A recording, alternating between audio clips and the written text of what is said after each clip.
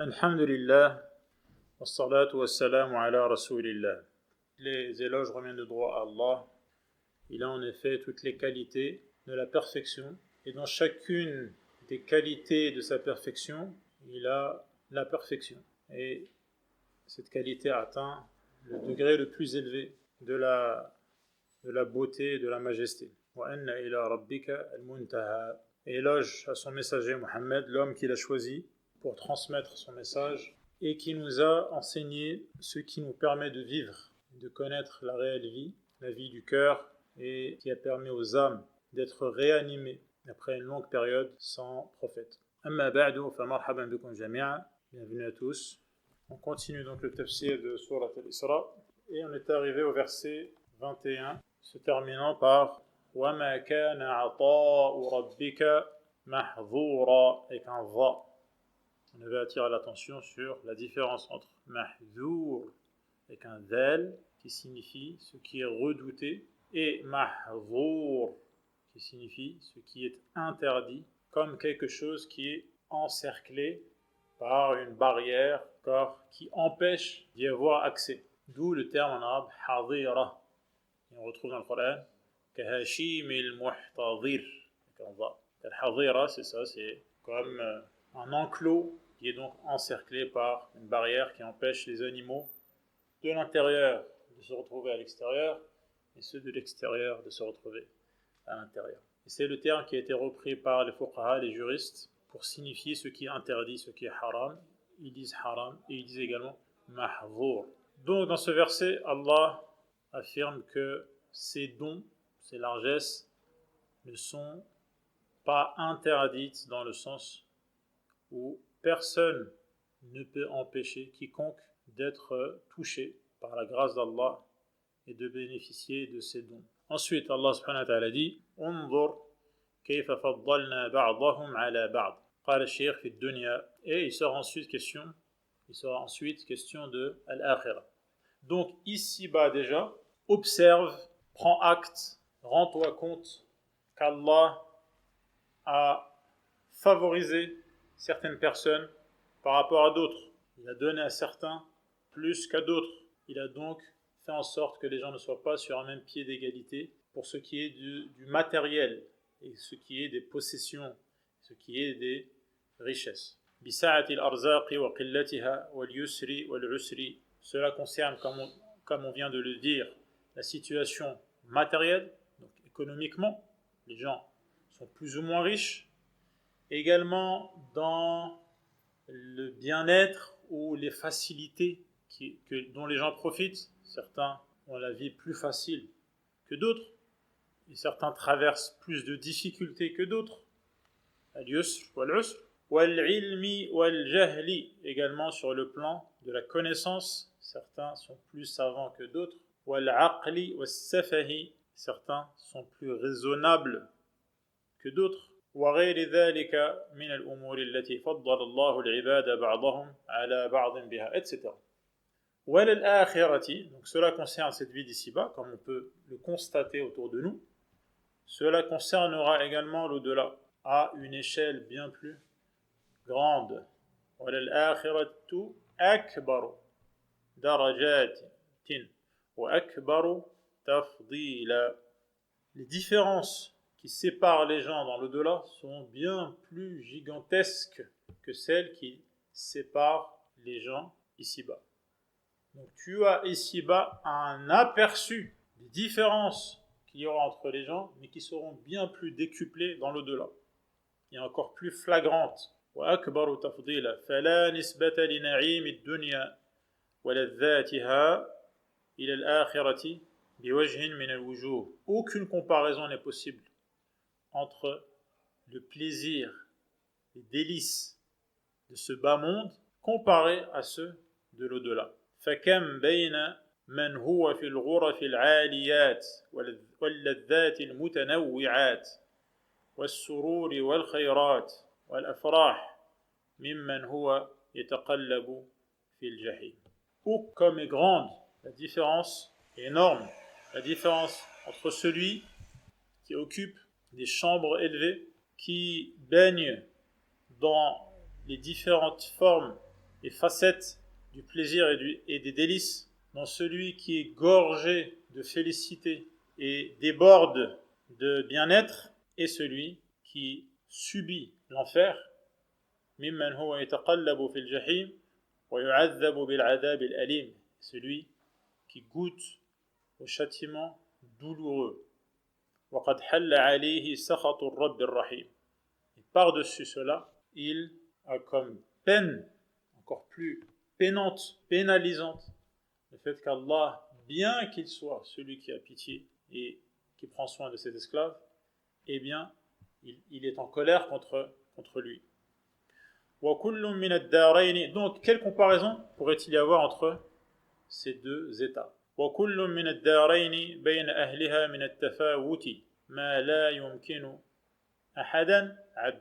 Donc, les degrés qui séparent les deux demeures, la vie d'ici-bas et la vie de l'au-delà, ces degrés sont infiniment nombreux, si bien que personne ne peut les compter. قال تعالى: لا تجعل مع الله إلها آخر فتقعد مذموما مخذولا.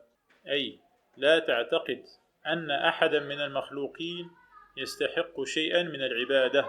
Donc لا تجعل, ça commence déjà par la conviction, c'est-à-dire n'aie jamais pour conviction, ne considère jamais, ne conçoit jamais que quelqu'un, quel qu'il soit, parmi les créatures, puisse avoir le droit d'être adoré.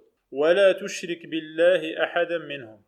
Et ne considère jamais qu'Allah partage avec une des créatures le droit d'être adoré. Déjà dans ta conviction et également dans tes actes. فَإِنَّ ذَلِكَ دَاعٍ لِلذَّمِّ وَالْخِذْلَانِ. Donc, considérer qu'Allah a un associé ou dans les actes adorer un autre avec Allah, cela a des conséquences. Donc déjà, on vient de voir que cela est contraire à la vérité. Deuxièmement, cela attire al-dhamm, fataq'uda madhmouman, cela attire la désapprobation, que ceux qui savent, ceux qui ont un raisonnement juste, condamnent cela. Donc le polythéiste, il subit la condamnation. Madmoum. Makhdhoul, également, il est abandonné, il est livré à lui-même. Il n'a plus de protecteur. Ce qu'on appelle al-khidlan. Fallahu wa malaikatuhu wa rusuluhu qad nahaw 'an ash-shirk. Donc Allah, tout comme ses anges et ses messagers, ont interdit le polythéisme. Wa dhammu man 'amilahu ashadd adh-dhamm. Et ils ont condamné sévèrement, le plus sévèrement possible, ceux qui commettent le polythéisme. ورتبوا عليه من الأسماء المذمومة والأوصاف المقبوحة ما كان به متعاطيه أشنع الخلق وصفا. Et les qualificatifs par lesquels ils ont désigné et qu'ils ont apposés sur ceux qui adorent un autre qu'Allah sont des qualificatifs qui les humilient et qui les rabaissent. والأوصاف المقبوحة ما كان به متعاطيه أشنع الخلق وصفا. C'est bien que celui qui associe quelque chose à Allah est la pire des créatures lorsqu'il s'agit de le décrire. وأقبحهم نعتا. Et il se retrouve affublé, c'est-à-dire taxé, des pires des noms et des pires des qualificatifs. وله من الخذلان في أمر دينه. Donc ça concerne مذموما. فتقعد مذموما. Venons voir maintenant مخذولا. وله من الخذلان في أمر دينه ودنياه بحسب ما تركه من التعلق بربه. له من الخذلان. Il est abandonné proportionnellement à l'abandon dont il a fait preuve concernant l'attachement qu'il aurait dû avoir envers son Seigneur. Moins il est attaché à Allah et plus il est abandonné. Et cela concerne aussi bien ses affaires d'ici-bas que dans l'au-delà, que sa religion. Dini ou dunya. Faman ta'allaqa bighayrihi. Donc en fait, celui qui adore un autre qu'Allah, en adorant un autre qu'Allah, donc en commettant le polythéisme, il s'est donc attaché à un autre qu'Allah. Or, celui qui compte sur un autre qu'Allah, s'attache à un autre qu'Allah, فهو مخذول قد وكل إلى من تعلق به. Allah le délaisse et l'abandonne Et puisqu'il est attaché à un autre qu'Allah, cela signifie qu'Allah l'abandonne à une chose qui ne peut rien faire pour lui. وَلَا أَحَدًا مِنَ الْخَلْقِ يَنْفَعُ أَحَدًا إِلَّا بِإِذْنِ اللَّهِ. Car la règle est la suivante. Aucune créature ne peut être d'aucune utilité à une autre créature si ce n'est avec la permission d'Allah. Or, ce polythéiste a abandonné Allah. Et donc Allah ne permettra pas à la créature pour laquelle il a abandonné Allah de lui être utile. Car cette créature elle-même est la créature d'Allah. فهو مخذول قد وكل إلى من تعلق به ولا أحد من الخلق ينفع أحدا إلا بإذن الله وكما أن من جعل مع الله إلها آخر له الذم والخذلان.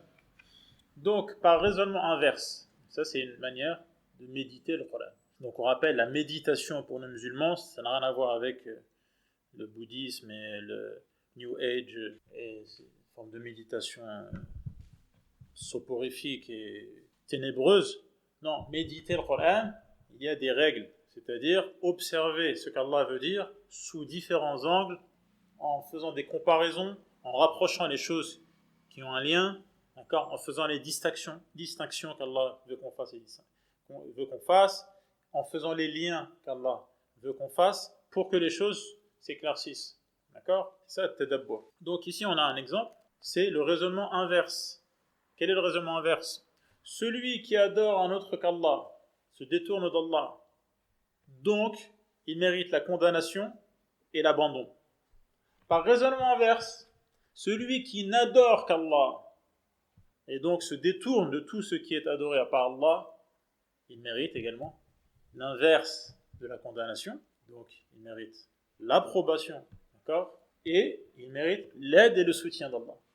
Le contraire. C'est ce que le cheikh nous dit ici. كما أن من جعل مع الله إلها آخر له الذم والخذلان فمن وحد وأخلص دينه لله وتعلق به دون غيره فإنه محمود. Premièrement, donc il récolte les éloges. Donc, il mérite qu'on dise du bien de lui et de son attitude, qu'on soit d'accord avec lui, qu'on approuve. Également, mu'anun, le contraire de makhdhul.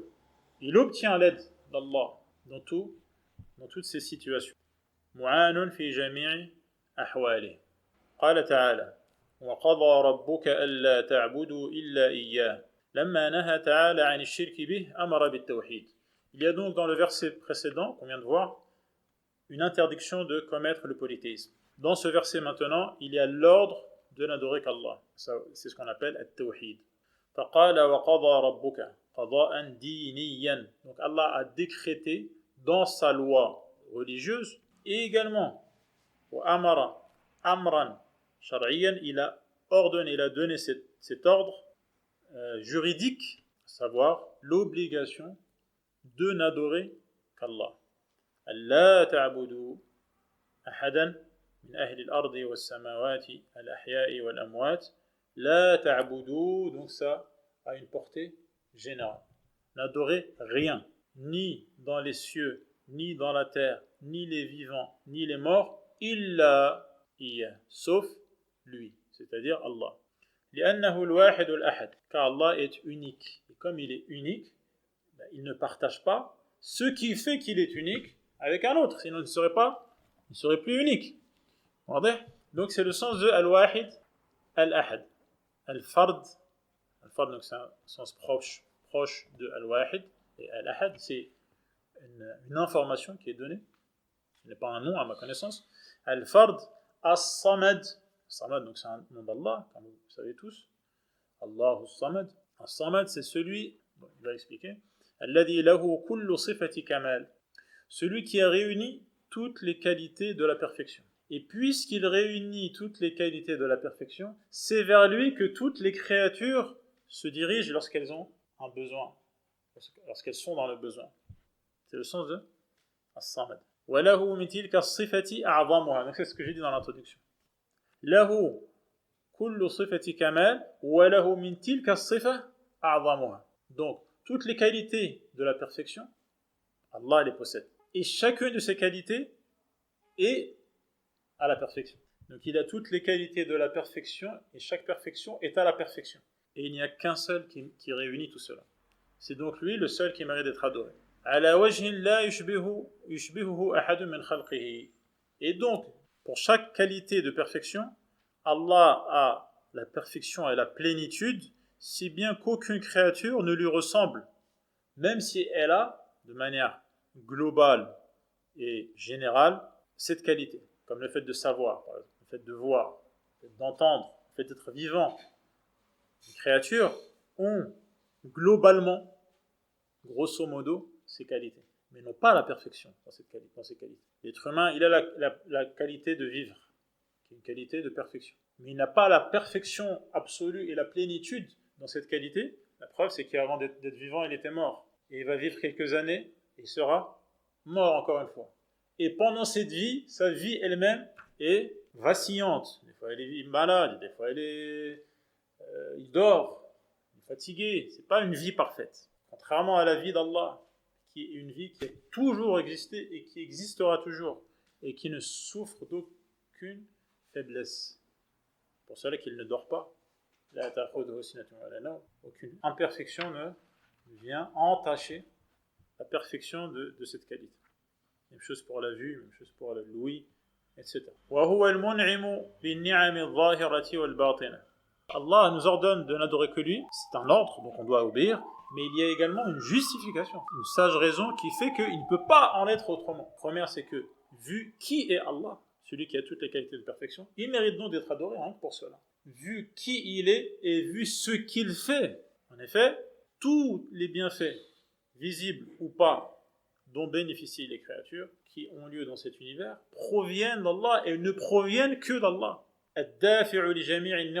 Également, tous les méfaits, tout ce qui est nuisible et auquel on a pu échapper et qu'on a pu éviter et qui a été détourné, c'est parce qu'Allah nous a épargné cela. C'est également Al-Khaliq, Al-Raziq.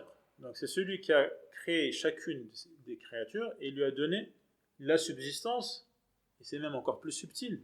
Il a donné à chaque créature la subsistance qui lui convient. Comme vous savez, chaque créature a une subsistance qui lui convient et qui ne convient pas à une autre. Le rizq du poisson, ce n'est pas le rizq des insectes, d'accord? Et ce n'est pas le rizq de l'être humain, ce n'est pas le rizq des oiseaux, ce n'est pas le rizq. Chaque créature a son rizq qui convient à son anatomie, à ses organes, d'accord, et à son mode de vie. Al-Khaliq al-Raziq al-Mudabbiru li jami' al-umur. Ces créatures donc vivent dans un cosmos, un univers où il y a des interactions et où il y a une organisation et des lois qui permettent à cet univers d'exister et de continuer à exister de manière harmonieuse, stable, belle, et tout cela est géré par Allah subhanahu wa ta'ala. فهو المتفرد بذلك كله. Il n'y a que lui qui réalise cela. Personne ne réalise cela avec lui. Il n'a besoin de personne pour faire tout cela. وغيره ليس له من ذلك شيء. Tout être à part Allah ne partage rien de cela avec lui et n'a aucun de ses pouvoirs. ثم ذكر بعد حقه القيام بحق الوالدين. Voilà donc notre devoir vis-à-vis d'Allah, le droit d'Allah, qui est d'être adoré exclusivement. Ensuite, Allah a cité le droit des parents. حق الوالدين. فقال وبالوالدين إحسانا أي أحسنوا إليهما. Donc, ihsan, l'ihsan, c'est être bon, faire le bien, être aimable, gentil. D'accord? بجميع وجوه الإحسان. De toutes les manières possibles pour être bon, gentil, agréable, qu'il s'agisse des choses à dire, les manières de s'adresser à eux, ou qu'il s'agisse de ce qu'il y a à faire, le qawli ou le fi'li. لأنهما سبب وجود العبد. Effectivement, donc Allah est le créateur. Cependant, tes parents sont la cause par laquelle tu as été créé. سبب وجود العبد. Si bien que s'il n'y avait pas tes parents, tu n'existerais pas. C'est par leur intermédiaire que tu existes. لأنهما سبب وجود العبد ولهما من المحبة للولد. Donc, premièrement, c'est la cause par laquelle tu existes. Deuxièmement, ولهما من المحبة للولد والإحسان إليه والقرب ما يقتضي تأكد الحق ووجوب البر. Il est demandé d'être bon envers eux. Mais eux l'ont été avant, lorsque tu étais enfant. D'une manière particulière qui distingue les parents dans l'amour qu'ils ont, dans la bonté qu'ils ont, dans la proximité qu'ils ont avec leur enfant, et qui les distingue de tout le genre humain. Ce qui implique que les devoirs vis-à-vis de ses parents sont des devoirs particulièrement importants, d'accord, et qui amènent à être bons également envers eux, en retour. De manière obligatoire. قال تعالى إما يبلغن عندك الكبر أحدهما أو كلاهما أي إذا وصلا إلى هذا السن الذي تضعف فيه قواهما. Donc, lorsque un des deux, ou même les deux, atteignent auprès de toi un âge avancé, al-kibar, cet âge où l'être humain faiblit, l'être humain se trouve dans le besoin. Comme tout le monde le sait, lorsque l'être humain, donc les parents ici, atteignent un âge avancé, ils ont besoin de plus de gentillesse et ils ont besoin d'être entourés de soins plus importants. À ce moment-là, فَلَا تَقُلْ لَهُمَا أُفٍّ وَهَذَا أَدْنَى مَرَاتِبِ الْأَذَى. Ne leur dis pas une parole blessante, d'accord, aussi infime soit-elle, même si cela consiste à ne dire que ouf, c'est-à-dire j'en peux plus. L'être humain dit ouf, c'est-à-dire j'en ai marre, ou c'est insupportable, ou c'est trop. Ne serait-ce que cette parole. فَلَا تَقُلْ لَهُمَا أُفٍّ وَهَذَا أَدْنَى مَرَاتِبِ الْأَذَى. Donc Allah a employé ce terme ouf, qui est en fait le degré minimum du mal qu'on puisse faire à quelqu'un par les paroles. نَبَّهَ بِهِ عَلَى مَا سِوَاهُ. Et employer le minimum est une manière d'interdire tout ce qui est au-dessus de ce minimum, à plus forte raison. Donc si le fait de dire ouf est interdit, à plus forte raison une parole plus blessante, et à plus forte raison encore une parole encore plus blessante, et ainsi de suite. نَبَّهَ بِهِ عَلَى مَا سِوَاهُ. Donc ça c'est également encore une règle sur la manière de réfléchir sur la compréhension du Coran. Tadabbur. Savoir que des fois, dans le Coran, il y a une allusion. Donc, فَلَا تَقُلْ لَهُمَا أُفٍّ, ça ne veut pas dire que la seule chose qui est interdite, c'est de dire ouf aux parents. Non. Là, c'est une allusion, ne serait-ce que ouf. C'est-à-dire, et à plus forte raison, tout ce qui est encore plus grave. D'accord ? Même si ce n'est pas dit. Mais c'est signifié. C'est ce que Allah a voulu dire. Il a voulu qu'on comprenne. فَلَا تَقُلْ لَهُمَا أُفٍّ وَالْمَعْنَى لَا تُؤْذِهِمَا أَدْنَى أَذِيَّةٍ. Donc, en reformulant, cela veut dire ne leur cause aucune peine, quelle qu'elle soit. Ne leur fait aucun mal. Et ne sous-estime aucun mal. En disant, c'est pas grave. Ce sera toujours grave. وَلَا تَنْهَرْهُمَا أي تزجرهما وتتكلم لهما كلاما خشنا. C'est-à-dire, lorsque tu t'adresses à eux, lorsque tu leur parles, ne leur parle pas de manière méchante, de manière féroce, de manière grossière. D'accord ? Khashin, c'est quelque chose qui est grossier, comme un tissu qui est rêche. D'accord ? Comme de la laine, par exemple, brute. On appelle ça thawbun khashin, c'est-à-dire ça fait mal quand on le porte. Ce n'est pas doux. Ça manque de délicatesse. C'est rugueux. Il ne faut pas utiliser ce style, cette manière de parler avec les parents. وَلَا تَنْهَرْهُمَا. Cela est interdit. وَقُلْ لَهُمَا قَوْلًا كَرِيمًا. Bien au contraire, la manière de leur parler doit être délicate. بِلَفْظٍ يُحِبَّانِهِ. En choisissant les termes qu'ils aiment. S'il y a des mots qu'ils préfèrent par rapport à d'autres, ce sont ces mots-là qu'il faudra choisir. بِلَفْظٍ يُحِبَّانِهِ وَتَأَدَّبْ وَتَلَطَّفْ بِكَلَامٍ لَيِّنٍ. Donc, al-lafz, les termes choisis, et les expressions en elles-mêmes qui contiennent ces termes, doivent également être choisis, d'accord, soigneusement. Il faut être soigneux dans la manière de parler. Une manière qui déborde de respect et de délicatesse. Ta'addub wa talattuf. Bi kalamin layyin, hasan. Donc la manière de parler doit être belle. Ça doit être agréable. Ça doit faire plaisir. Hasan. يَلَذُّ عَلَى قُلُوبِهِمَا وَتَطْمَئِنُّ بِهِ نُفُوسُهُمَا. C'est bien que quand tu leur parles, cela leur fait plaisir, ils aiment ta manière de parler, et cela les réconforte et les apaise. Alors, qu'est-ce qu'il faut dire? Quels sont les termes à choisir? Ça dépend. Ça dépendra des circonstances, des cultures, des habitudes. C'est pour cela que le cheikh dit وَذَلِكَ يَخْتَلِفُ بِاخْتِلَافِ الْأَحْوَالِ وَالْعَوَائِدِ وَالْأَزْمَانِ. قال تعالى واخفض لهما جناح الذل من الرحمة أي تواضع لهما اخفض لهما جناح الذل يعني الجناح الذليل et envers eux une attitude humble qui découle de la pitié que tu as envers eux. أي تواضع لهما, c'est-à-dire montre-toi modeste, ne fais pas celui qui les regards les prend de haut. تواضع لهما ذلا لهما, fais-toi tout petit devant tes parents. تواضع لهما ذلا لهما, ne prends pas des airs de puissant, de quelqu'un qui se donne de l'importance devant ses parents. Fais-toi tout modeste. Parce que tu as pitié d'eux. رحمة واحتسابا للأجر, parce que tu sais que c'est de cette manière que tu obtiendras la récompense que tu espères.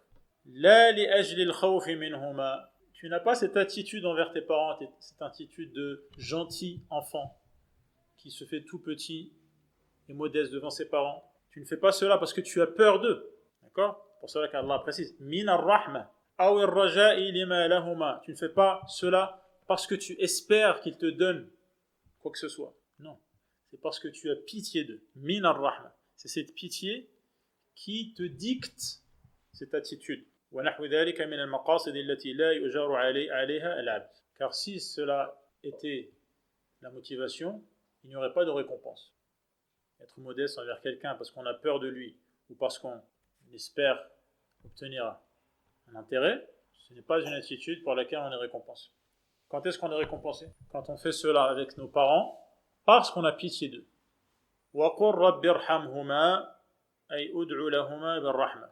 Également, invoque Allah en leur faveur, afin qu'Allah ait pitié d'eux, vivants et décédés. Bien entendu, décédés s'ils sont musulmans. جزاء على تربيتهما إياك صغيرا رب ارحمهما كما ربياني صغيرا. Puisque ils m'ont élevé lorsque j'étais petit, je ne pouvais rien faire, j'avais besoin d'eux pour tout en fait. Eh bien, ils méritent en contrepartie, c'est la moindre des choses, que j'invoque Allah en leur faveur en rappelant la cause par laquelle ils obtiendront également la pitié dont ils ont fait preuve, également à mon encontre, à mon sujet. جزاء على تربيتهما إياك صغيرا. وفهم من هذا أنه كلما ازدادت التربية ازداد الحق. Encore une autre manière de méditer le Coran. On voit qu'Allah fait un lien entre l'ordre, donc la loi religieuse, faire ou ne pas faire, et la raison qui amène cet ordre. Quelle est la raison qui amène cet ordre? De quel ordre il s'agit? L'ordre de faire un dua. Quelle est la raison? Pour quelle raison? Parce qu'ils m'ont élevé quand j'étais petit. La manière de comprendre le Coran, de méditer, c'est que plus la raison est présente, plus l'ordre est important et est appuyé. Donc, mieux les parents ont éduqué les enfants, et plus ils ont passé du temps et de l'énergie à les éduquer, plus ils ont mis donc de l'entrain et des sacrifices et des efforts pour l'éduquer, et plus grande sera l'obligation d'invoquer en leur faveur. Car izdad al-haq, le devoir d'être reconnaissant est encore plus grand, proportionnellement aux efforts qu'ils ont déployés pour éduquer cet enfant. وكذلك من تولى تربية الإنسان. Encore une fois, donc, le cheikh, dans ce passage, est un puits intarissable concernant les pépites par lesquelles on peut méditer le Coran de manière générale. Une autre voie, c'est de généraliser. C'est-à-dire, il y a une cause dans un cas de figure particulier, c'est-à-dire que les parents ici éduquent les enfants. Mais est-ce que c'est seulement parce que ce sont des parents, ou c'est parce que surtout, ils ont éduqué l'enfant qu'ils méritent le dua? La cause qui est mentionnée, c'est quoi ici? C'est l'éducation. Kama rabbayani saghir. Donc le cheikh généralise et il va inclure maintenant tous ceux qui ont participé à l'éducation, même si ce ne sont pas des parents. Vous avez compris? Tout ça, ce sont des exemples, en fait. À chaque fois que tu écoutes le Coran, essaie d'appliquer ces règles-là. وَكَذَلِكَ كَذَلِكَ. Donc, c'est dans le même cas de figure. Ça ressemble. كَذَلِكَ. D'accord? On peut également inclure. Pourquoi? Parce qu'il y a une ressemblance. Il y a un lien qui permet de mettre dans la même catégorie. من تولى تربية الإنسان. Donc, il reprend ربياني تربية الإنسان في دينه ودنياه تربية صالحة غير الأبوين. Également, ceux qui ont participé à l'éducation de l'être humain, ceux qui t'ont élevé, ceux qui t'ont éduqué, ceux qui t'ont appris la religion ou la vie matérielle, ce qui était utile dans ta vie de tous les jours, et qui l'ont bien fait, tarbiyatan salihah, même s'il ne s'agit pas des parents. غير الأبوين فإن له على من رباه حق التربية. Ils obtiennent par cela un droit. Ils t'ont éduqué, qu'il s'agisse de la religion ou qu'il s'agisse de la vie mondaine. Parce qu'ils l'ont bien fait, comme il fallait, ils ont obtenu un droit par lequel ils méritent également une contrepartie de ta part, ne serait-ce que les invocations en leur faveur. Donc ça inclut les autres membres de la famille, les grands frères, les oncles, bien sûr les enseignants, les professeurs, les amis, peut-être souvent plus âgés, les connaissances, les voisins, tous ceux qui ont participé à ton éducation. قال تعالى ربكم أعلم بما في نفوسكم إن تكونوا صالحين فإنه كان للأوابين غفورا. Allah sait bien ce qu'il y a en vos personnes. أي ربكم تعالى مطلع على ما أكنته سرائركم من خير وشر. Il sait ce que vous avez donc dans votre fort intérieur, ce que vous cachez à l'intérieur de vos âmes, de vos personnes, que ce soit du bien ou du mal. وهو لا ينظر إلى أعمالكم وأبدانكم وإنما ينظر إلى قلوبكم وما فيها من الخير والشر. Donc Allah ne prend pas en considération uniquement les apparences et les formes, la forme de ton corps ou l'apparence de tes actes. Il prend en considération principalement ce qui émane de vos cœurs comme intention, bonne ou mauvaise. C'est pour cela qu'Allah dit In takunu salihin, si vous faites partie des vertueux, des bons, bi an takuna iradatukum wa maqasidukum da'iratan ala mardatillahi. Comment être bon? C'est avoir une intention et une motivation qui vise la satisfaction d'Allah. Wa raghbatukum fima yuqarribukum ilayh, et l'envie d'être plus proche d'Allah. Wa laysa fi qulubikum iradatun mustaqirra li ghayri Allah. Le cheikh est très précis. Parce que l'être humain peut être traversé des fois par des mauvaises intentions. Mais si cette mauvaise intention ne fait que traverser le cœur sans s'y installer durablement, d'accord, on espère que cela n'est pas d'influence. Quand est-ce que cela est grave? C'est lorsque la mauvaise intention s'installe dans le cœur. D'accord? Donc, celui qui a une intention bonne, qui est de plaire à Allah, subhanahu wa ta'ala, le plus proche de lui, d'obtenir sa satisfaction, et dont le cœur est débarrassé des intentions qui sont durablement mauvaises, c'est-à-dire vouées à un autre qu'Allah. فَإِنَّهُ كَانَ لِلْأَوَّابِينَ غَفُورًا. D'accord? Donc, comme vous savez, les savants expliquent, ils disent que le monothéiste, par exemple, s'il prie, il va dire Allahu Akbar en priant pour Allah, et il se peut qu'à ce moment-là, il y a quelqu'un qui vienne et que, comme s'il voulait embellir sa prière pour cette personne. Il avait l'intention de prier en 5 minutes, par exemple, et là il se dit, bon, je vais allonger un peu plus. Parce que cette personne le voit. C'est une intention qui le traverse. Qu'est-ce qu'il doit faire à ce moment-là? Il doit combattre cette idée passagère. Il doit la combattre, d'accord? Et s'il la combat et fait ce qu'il peut, il n'a rien à se reprocher. Contrairement à celui qui, dès le départ, prie pour quelqu'un d'autre. Ça, c'est du shirk akbar. D'accord? Ou qui se laisse envahir par cette mauvaise intention qui n'est plus passagère mais qui s'installe durablement, et il l'accueille à bras ouverts et il change son intention qui était pour Allah, qui devient une intention pour une créature. D'accord? Donc le cheikh mentionne bien ici que pour être bon, il ne faut pas que l'intention d'adorer pour un autre qu'Allah soit définitive et ancrée dans le cœur. Même si elle peut traverser des fois, mais elle est traversée en étant chassée pour déguerpir. D'accord? Quelle est la récompense de ces gens-là? Qui sont bons, qui sont bien intentionnés, qui sont bien motivés, qui ne font pas les choses pour un autre qu'Allah. فإنه كان للأوابين غفورا الأوابون أي الرجاعين إليه في جميع الأوقات. Ceux qui ne cessent de revenir vers Allah. Toujours. Ils avancent, ils combattent les vents et marées qui les éloignent en revenant systématiquement et donc à chaque instant vers Allah subhanahu wa ta'ala. Ce qu'on appelle al-awwab. Envers ces gens-là, Allah pardonne et pardonneur. غفورا فمن اطلع الله على قلبه وعلم أنه ليس فيه إلا الإنابة إليه ومحبة ما يقرب إليه فإنه وإن جرى منه في بعض الأوقات ما هو مقتضى الطبائع البشرية فإن الله يعفو عنه ويغفر له الأمور العارضة غير المستقرة. Donc on voit ici qu'il y a un contexte de retour, c'est-à-dire qu'il y a une lutte, si vous voulez, ou deux forces, et l'être humain donc, il est tiré par une force, mais il retire de l'autre côté. Donc il est tiré par quoi? Par sa nature humaine, d'un être humain qui est créé, donc imparfait. Vu qu'il est créé, c'est une créature, donc il est imparfait. Par définition. Celui qui est parfait, c'est le créateur. Donc il a sa nature qui le tire, mais lui, il revient. Donc il est awwab, il ne cesse de revenir. Sa nature le tire et il la retire. Sa nature le tire et il la retire. Donc c'est pour ça que le cheikh précise bien en disant iradat mustaqirra.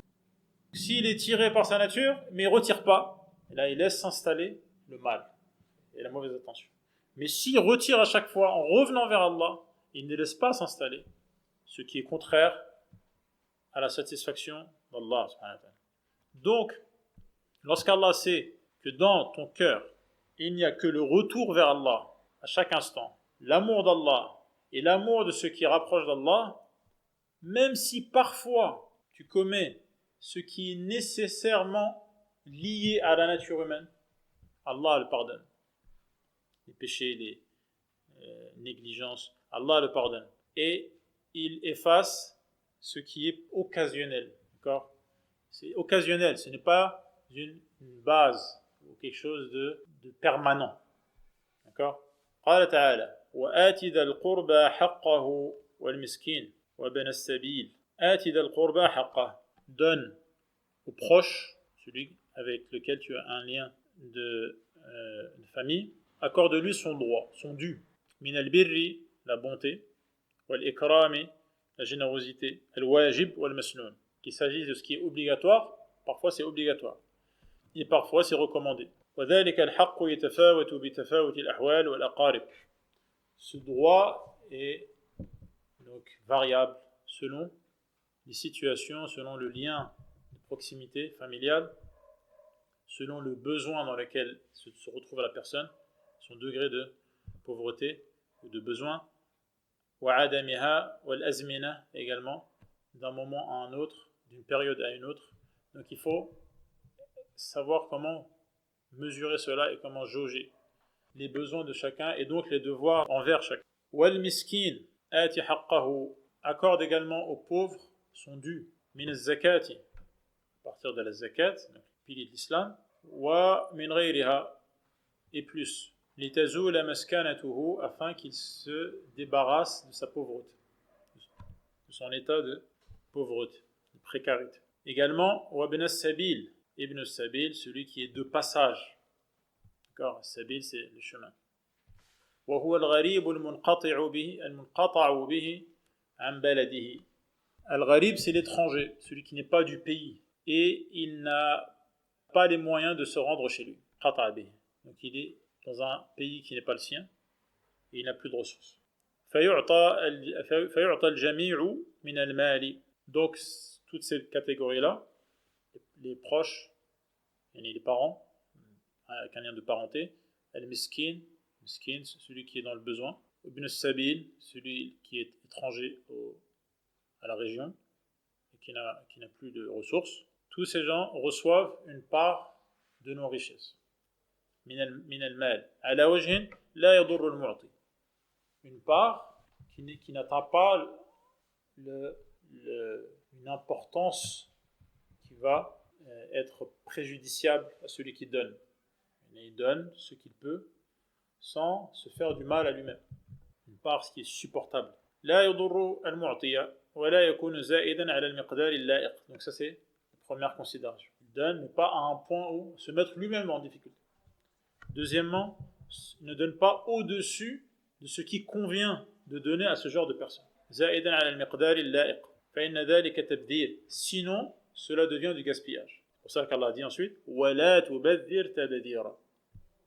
قد نهى الله عنه وأخبر إن المبذرين كانوا إخوان الشياطين. Donc Allah interdit le gaspillage, d'en faire trop, car ceux qui gaspillent sont frères avec les diables, الشياطين.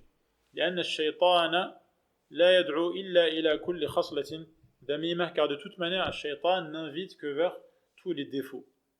فيدعو الإنسان إلى البخل والإمساك. Donc, il peut inviter l'être humain à être avare, à ne rien lâcher. Si l'être humain refuse d'obéir au diable, et donc il donne, il va chercher à le faire tomber dans l'autre extrême qui est de trop donner, de gaspiller. دعاه إلى الإسراف والتبذير. والله تعالى إنما يأمر بأعدل الأمور وأقسطها. Or Allah ordonne ce qui est de plus juste et de plus équitable et fait les éloges de cela. Comme Allah subhanahu wa ta'ala dit au sujet de ses esclaves, bon, والذين إذا أنفقوا لم يسرفوا ولم يقتروا وكان بين ذلك قواما. هذا والله أعلم. صلى الله على محمد وعلى آله وصحبه أجمعين. الحمد لله رب العالمين.